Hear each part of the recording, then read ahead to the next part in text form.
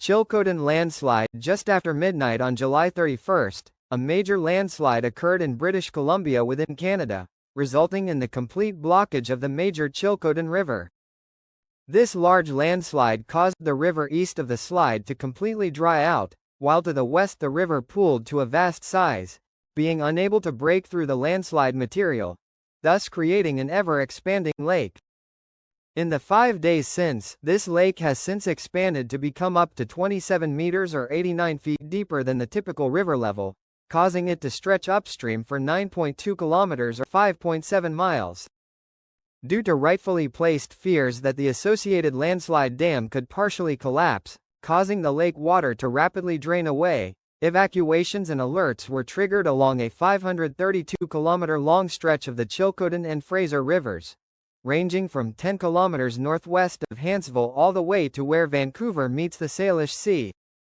Initially, I was worried that as much as 20,000 people could be at risk if this disaster was to soon occur, a figure larger than the mere 23 people that had been evacuated at the time. Well, I have some good news, as the local government has just released figures of heights revolving around a hypothetical worst-case scenario flood from this landslide dam.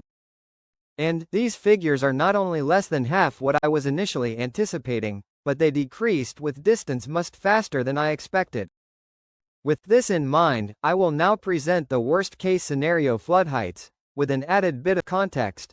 For each region, these flood heights are compared to the yearly freshet, or maximum yearly predicted flood heights, river height associated with spring or early summer melting of snowfall in glaciers. I did add in some additional numbers in between official figures, so keep this in mind. So, instead of up to 20,000 people being placed at risk, how many individuals are actually in potential imminent danger when this eventual collapse does occur? About 100, although this doesn't include at-risk areas west of the landslide where the lake is expanding in volume. Vancouver will see a maximum flood of 30 centimeters, 100 centimeters in Boston Bar, 150 centimeters in Lytton, 180 centimeters in Lillooet, 2 meters near the Fountain Indian Reserve, with flood heights only potentially surpassing the yearly freshet flood heights 12 kilometers east of Hogback Mountain. Thus, truly unusual floods and damage could occur further upstream of this location.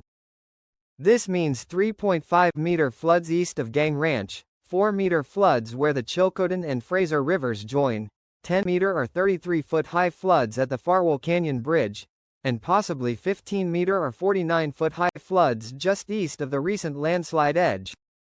So, do these small values indicate that it is completely safe to, for example, go kayaking on the Fraser River in Vancouver when a flood is ongoing? Absolutely not.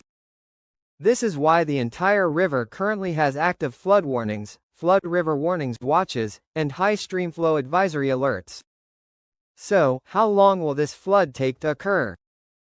While initial reports suggested a timeframe within 48 hours, I was a bit skeptical of this, and what do you know, that period has passed. Instead, the unfortunate answer is we do not know, and you are not going to like this, but it could even take as much as a year for the dam to breach, as shown by the 377 days it took for a smaller landslide to be breached after a landslide in Indonesia in 2012. While such a timeframe is probably unlikely, it could occur.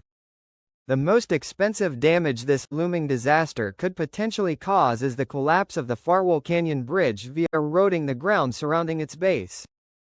The landslide dam is likely to be first overtopped by the expanding lake before a collapse occurs. New evacuations and alerts during the past 48 hours. An evacuation alert, meaning a notice warning people of the potential need to evacuate at a moment's notice, was issued for a 51.16 square kilometer region, while the official evacuation zone was expanded in 3 areas to cover an additional 15.36 square kilometers. Also, this same timeframe has seen multiple videos and photos posted on social media showing that the landslide which occurred has continued to expand, with multiple smaller landslides being observed. I will now end this video with a comparison to a better-known Canadian landslide.